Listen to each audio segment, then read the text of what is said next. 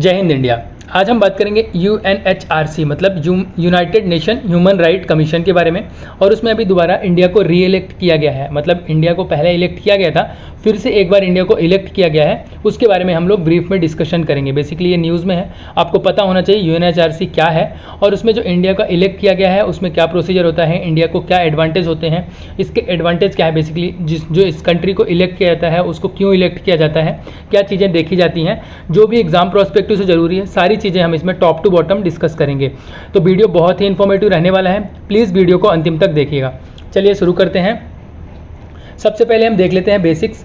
UNHRC है क्या, मतलब व्हाट इज़ UNHRC। UNHRC मतलब United Nations human rights council. ये काउंसिल बेसिकली क्या है, ये एक यूनाइटेड नेशंस की बॉडी है।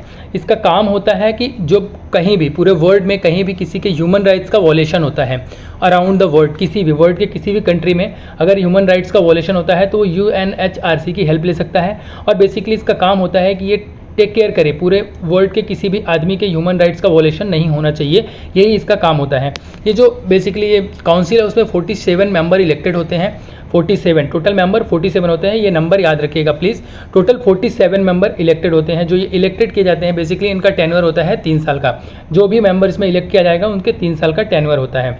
अगर हम बात करें नॉर्मली ह्यूमन राइट्स कौन कौन से हो सकते हैं, लाइक आपको कोई इन्फॉर्मेशन चाहिए या कहीं जाना आना है या आपको बात करनी है कहीं एसोसिएशन से रिलेटेड, कुछ एजुकेशन पढ़ाई से रिलेटेड, ये बेसिक राइट्स होते हैं। कोई कल्चर से रिलेटेड, आपका रिलीजन, जो भी आप फॉलो करना चाहते हैं, बेसिक्स जो होता है एक आदमी के पास जो राइट्स होने चाहिए उन राइट्स से रिलेटेड ये बात करता है। वो आपके पास कोई भी एक आदमी को जो बेसिक राइट्स होने चाहिए वो प्रोवाइड कराने का ही इनका काम होता है। अगर हम UNHRC के बारे में बेसिक्स बात करें तो ये इसका हेडक्वार्टर है जेनेवा स्विट्जरलैंड में। इसका बनाया गया था 15 मार्च 2006 को। 2006 में इसका फॉर्मेशन हुआ था 15 मार्च को। इसके प्रेसिडेंट है नजहात समीम, इनके प्रेसिडेंट हैं। अब इनका नाम याद रखिएगा, डायरेक्टली एग्जाम में पूछा जा सकता है क्योंकि UNHRC न्यूज़ में है। तो जो चीज़ें न्यूज़ में होती हैं, जो करंट अफेयर्स में रहता है, तो डायरेक्टली उससे क्वेश्चन पूछने जा सकते हैं, लेकिन उससे रिलेटेड कुछ ना कुछ एग्जाम में जरूर आता है।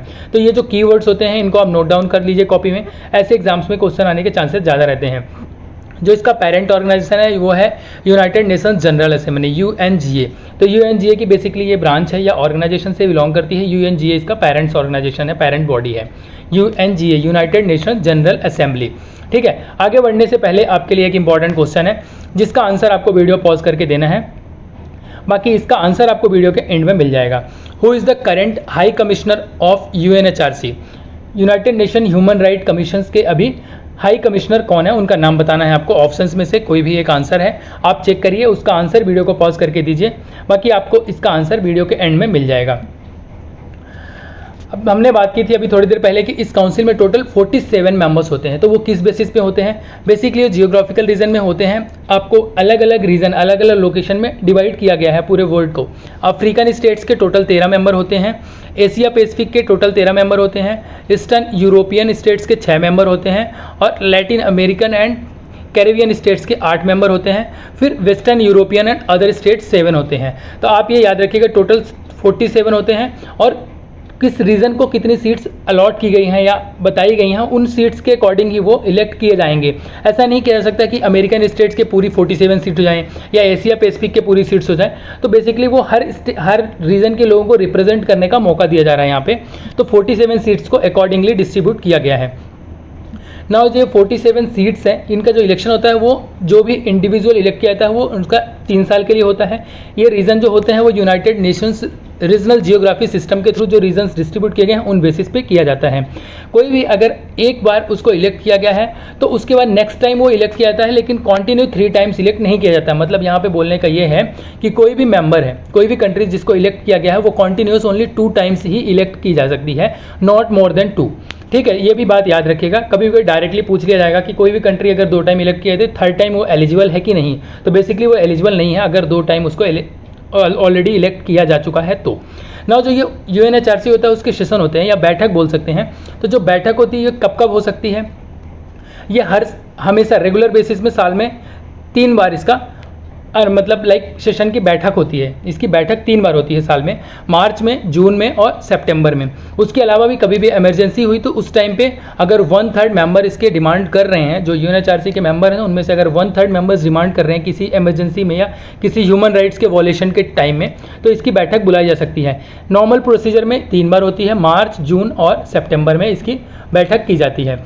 ये आप ट्विटर हैंडल देख पा रहे होंगे, इसमें मेंशन है clear cut, India gets reelected to the UNHRC for terms 2022 to 2024 for the 6 terms with overwhelming majority। बहुत ज़्यादा वोट से जीत के इंडिया आगे आया है, ठीक है। Heartfelt gratitude to the UN membership, we will continue to work for the promotion. हम हमेशा इस चीज़ के लिए अग्रसर रहेंगे और इस फील्ड में अच्छे से काम करेंगे ह्यूमन राइट्स के प्रोटेक्शन के लिए और उसको प्रमोट करेंगे।